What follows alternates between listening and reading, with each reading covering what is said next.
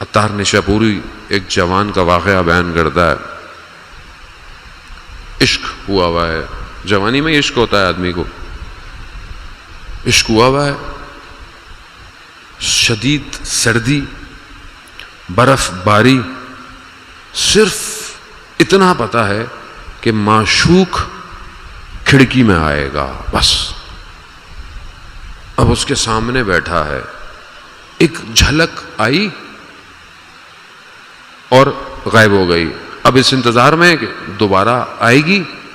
شدید برف میں باہر بیٹھا ہے، حتیٰ ہونٹ سیاہ ہو گئے سردی کی وجہ سے، بدن ہل نہیں پا رہا، اور اس انتظار میں ہے کہ شاید اب اندر چراغ بجھے گا تو کھڑکی کھلے گی. رات گزر گئی، کوئی خبر نہ آئی. اللہ اکبر کی اذان کی آوازیں آنے لگیں. اتنا مدہوش، کہنے لگا کہ شاید یہ بانگ خواب ہے، یعنی شاید یہ رات کا اعلان ہو رہا ہے. جبکہ ساری رات غفلت میں جاگتا رہا. اٹھ کر جب گیا تو دیکھا لوگ مسجد کی طرف جا رہے ہیں، لوگ وضو کر رہے ہیں. شرمندہ ہوا کہ پوری رات کو کس خواہش میں ضائع کر دیا.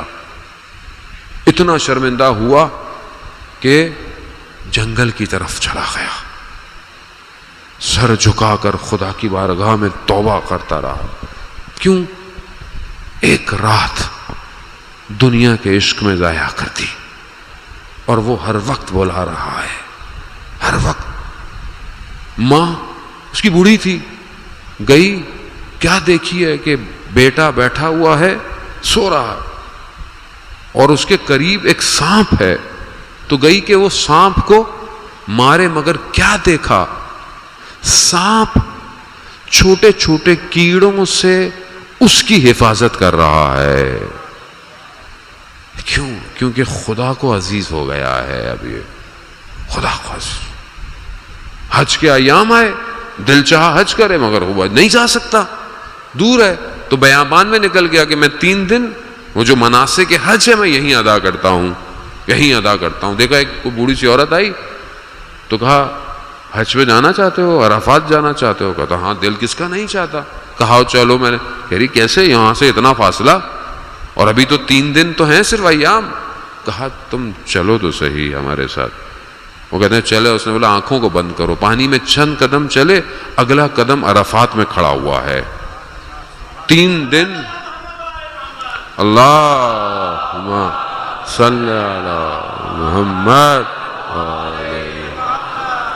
خوب جوان، دیکھا نا، ذرا سا گھوما عرفات، حج ادا کیا.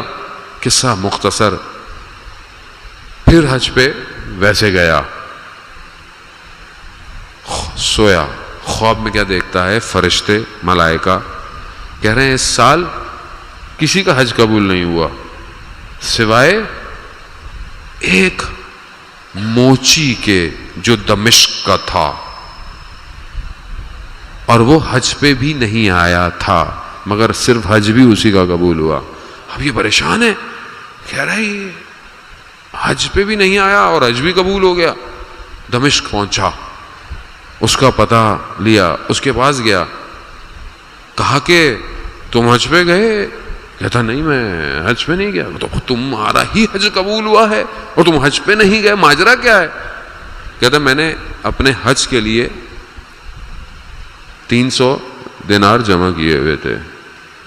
ایک دن میرے برابر کے گھر سے خوشبو آئی کھانے کی.